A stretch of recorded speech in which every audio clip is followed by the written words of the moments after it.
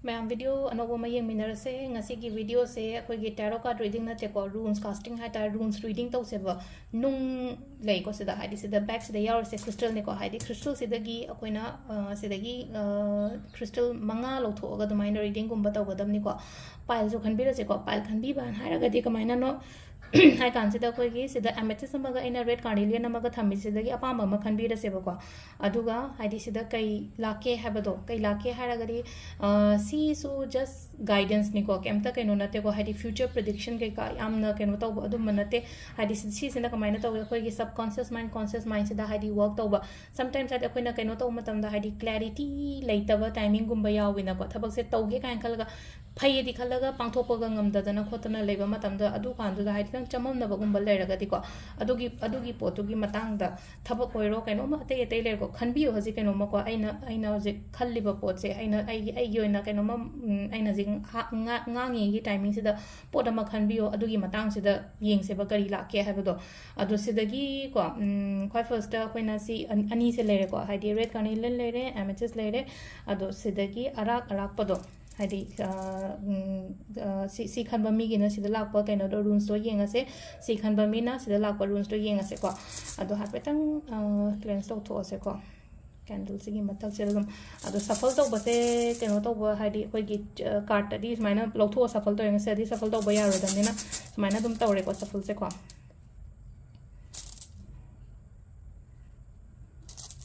सिदा लाइबा कइनो सिगी मतुंगिना येंगसे को 5 रून्स लौथोएको सिदा इना को मथंगी सो मुका चप मानाना अहम मरी मंगा सिदा लेरेको अखोइगिसे सिगी करी कइनो लेगे हाबदो दु हापेतंग येंगमिनरसे मैम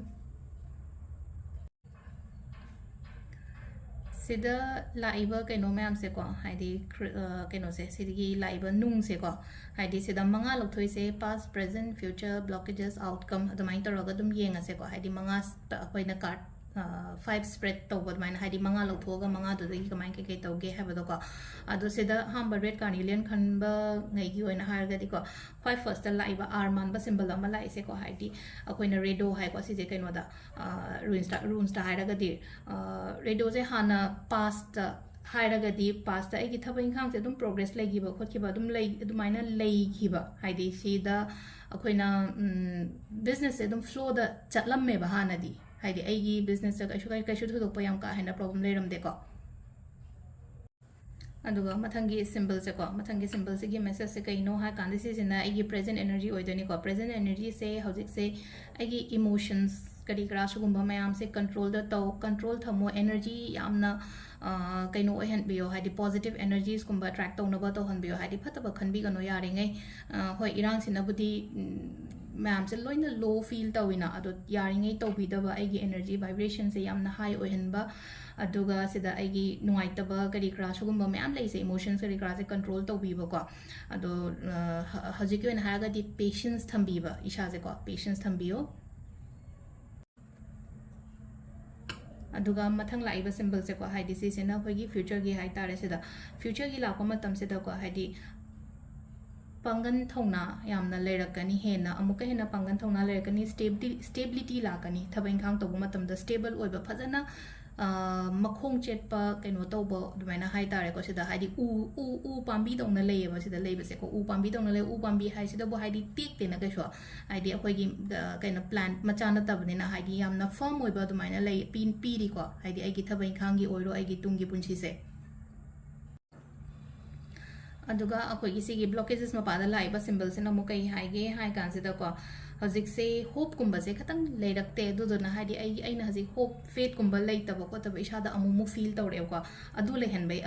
अदु लाहनबे यादे को इशादा लाहनबे यादे इन हाइरगदि कमाइना नो हाइ मतमदे आइसे ओइरोइद्रा आइसे सक्सेस ओइरोइद्रा हाइबगी डाउनफॉल अमुमु चटलेबा हजिक से अदुदुना हाइदि अदुगी पोतुमा खतंग सेमदोकबिबा हाइदि सिदा अखोइगी मेसेज सुगुम्बा मेसेज लाइसे आइगी सिगी ब्लॉक मपासिदा ऑपोजिट मेसेज लाइसे हाइदि आइना सी हाइरे हाइना हाइदि अदु हाइरगदि अदु तादि अदु change तौबियोबा aduga khwai aroibada laiba symbol se ko symbol se ko ni ingwas kaina hai ko hai symbol se gi maming de edu yam hydre ko yam da tough oi ba maming ne ko aduna gyan tar hai di symbol aina just symbol se dang sigi symbol se na meaning na sine sigi symbol gi meaning na sine hai ko adu last laiba symbol se se angang gumba ga keno taw ba lera ga di ko hai di baby gumba du maina la ko ko pom pi ko aduga ai gi oina har ga su yam na growth la ko isha da personal growth gumba yam la kani ano po punshi ama kai ama changa po ko po du maina pi di isha gi oina aduga ai thaba inkhang da so ina je hai se ko thaba inkhang da su growth lakpa aduga ai gi personally internal growth kumba mayam ama le lai ko lakpa se ko adu overall adum yamna phana adum lai ko hamba gi akoi gi red carnelian choose to ba ngai gi oina haraga di ko mathang gi amu amethyst choose to ba gi amu yeng minara se adu sida lere ko amethyst ke se ko ahamba gi sida khala hadi pass card hogi bagi hara se sida ko hogi bagi matam se yamna phagadam ne ko hadi phaba se amu sida akoina ko aina tawroidaba thabak inkhang khara tawgreba tawroidaba har ai tawromdrasu phagadaba hauji khatang regret kumba charakpa khara le ko hadi tawroidaba ai adu do khut tharamdrasu natraga adu do tawromdrasu phagadam ni ko haji realize torpa khara leramgani ko adu do na hadi aina out of the hadi ai gi boundaries to cross tawraga thabak tawkiba mayam ama leigreba ando koina boundary cross to baka haragadi ishagi yengdana migi ga yam tawgiba dumaina gumba leibodo ado hogre ko se ko ado ani shuba ko haidi presence e kai lake habado do happening minar se ko hojik se keno ne ko haidi balance yamna thambaga thabak tawgadam ne self sacrifice tawba yade haidi ishagi oina haidi sileno ko ai gi khandana migi hana khanba yade ko kitang logical oina khanbiyo aduga haidi sida success leigani ba taragadi hana haidi pass ki mistake kumba do repeat to bidaba aduga aina hojik haise haidi balance to roga phajana chapiyo ai gi yengo hana haidi mi gi to dringai da ai gi hana yengo o ai ngonda konare ai le me khole haragadi makhata ba to biyo ba natabida haidi nungai trine ai se mingam jade aduduna haidi hana ai ishagi yengdana mi gi mateng gumba to bo ko to gono ai haise balance thamo mi gi mateng to roga su balance thamo ai gi sisina ai kona zarani ko ai hen basen ai mi gi mateng to ge ko haina dumaina ado tungi la kadariba keno sigi amu hai go sida ko tungi la kadarib sina kaino hai kan sida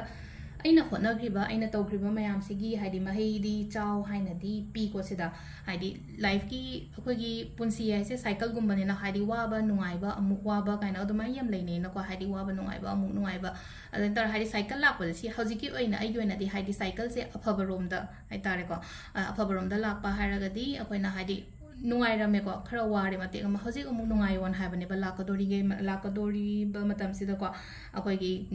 kaino aina ji haise ko haidi hai thaba matam da mahi chai dana haidi chawra aga phajana kaino tawraga adu aina honor gi ba khot gi ba mayam do adusu adugi mahi ju soidana phangani ba ado sida ko hojiki oina tawroidaba haragadi thabain khang anoba tawbigano thabain khang hai anoba pot ame ta haidi new beginning new business ni khangde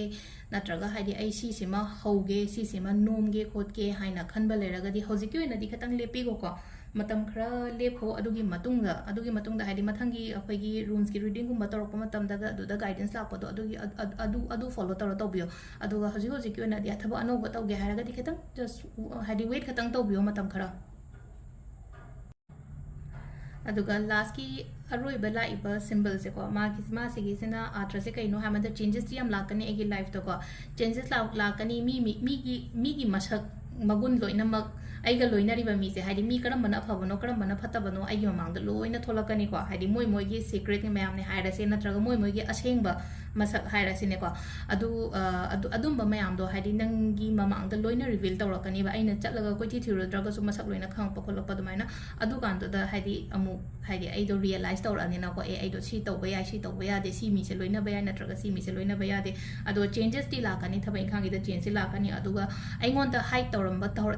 tawraga thanamba gumba ga leiraga di ko samna habada ai gi partner na keno ma haidi hidden da keno thame na khala se adu na mamang da dum pot long tholakani ko adu gi pot ma adu sida leire ngasi gi runes ki reading se ko ha petang mam keno tawbio haidi kamaina ahamba runes reading se ko haidi mamang da share taw dena